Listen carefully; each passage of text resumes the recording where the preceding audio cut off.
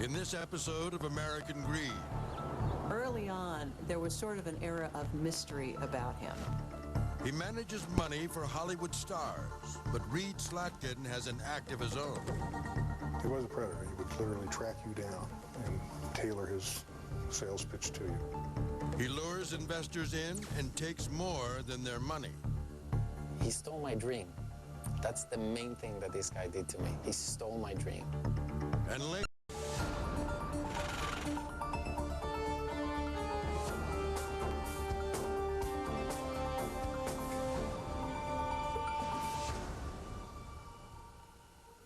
I just remember the day that I was sitting down there looking at the list of requests, and I knew I was done. in 2004, 55-year-old Reed Slatkin tells all. The former hotshot investment advisor has been living a lie for 15 years, and now the truth is out. I did not intend not to pay investor A when I used investor A's money to pay investor B. The money was going to investors as fast as I could get it, but I was taking it in fraudulently, of course. Slatkin confesses to operating one of the nation's largest scams, pulling in more than $600 million from his investors. What you're talking about, but I certainly hoped right to the very end that I would be able to survive and keep going. How are you doing with it? It's a dramatic fall from grace for a man who once strived to live an honest and noble life.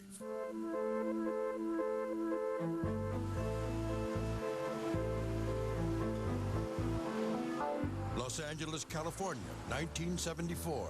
25-year-old Reed Slatkin devotes his life to the Church of Scientology. He becomes an ordained minister and trains others at the Scientology Celebrity Center.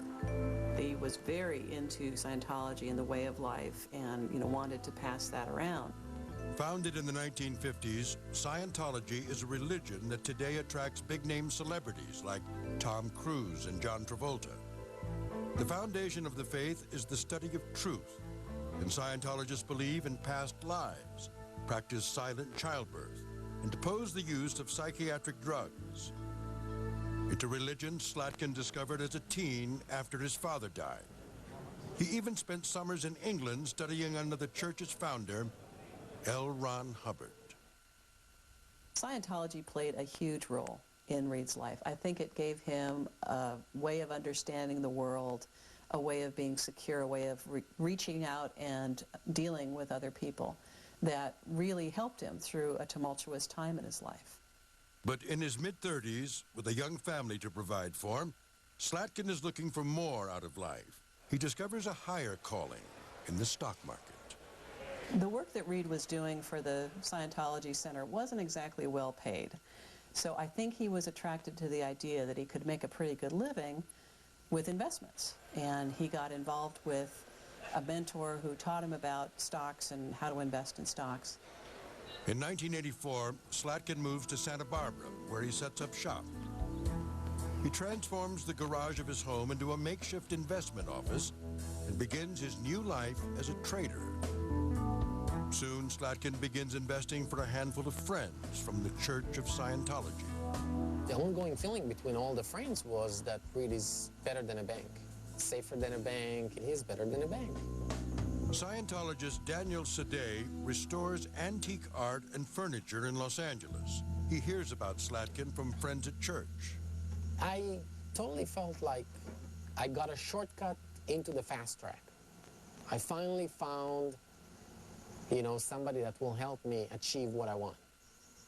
Sadeh refinances his home and gives Slatkin his life savings, nearly $400,000. And we sent it to Reed, because we believed so much in him. In 1986, Slatkin says he's managing more than $7 million for his friends. Investors give him cash, which he then funnels into stocks and bonds.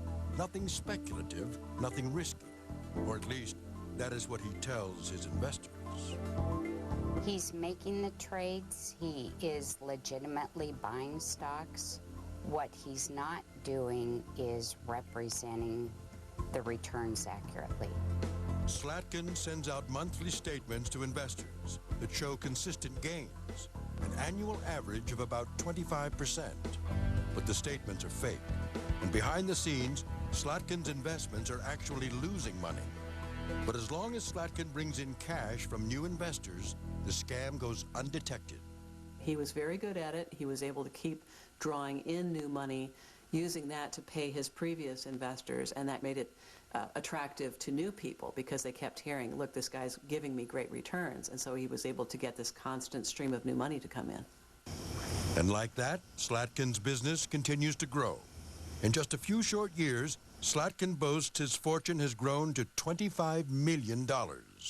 Nothing in Hollywood and Southern California sells like the idea of, you know, here's a deal that only you can get in on or only a small number of investors can get in on. And investors with star power are lining up at his door, checkbooks in hand. Hollywood actors and fellow Scientologists Giovanni Ribisi, Ann Archer, and TV personality Greta Van Susteren all get in on the action. I think what he was getting across to investors is he had some special insight, some special program or trading regimen that allowed him to get these supersized returns. In 1992, film producer Jay Sedrish also wants in. His credits include films like Edward Scissorhands, Courage Under Fire, and Die Hard 2. I had a little bit of money for the first time in my life and was looking for somewhere to put it where it wouldn't lose money. At the time, it was all the free cash I had in the world. Sedrish gives Slatkin $250,000. Present that quarter. These are quarterly statements every 3 months. The statement shows handsome returns. Within 7 years, Sedrich's investment has quadrupled. Show you guys. Right there. That's when it went over $1 million by January 15th, 1999. I remember the first time I actually felt like, wow, I could live on this. We could, you know, I could, if I didn't find work in show business again, we could live on this money.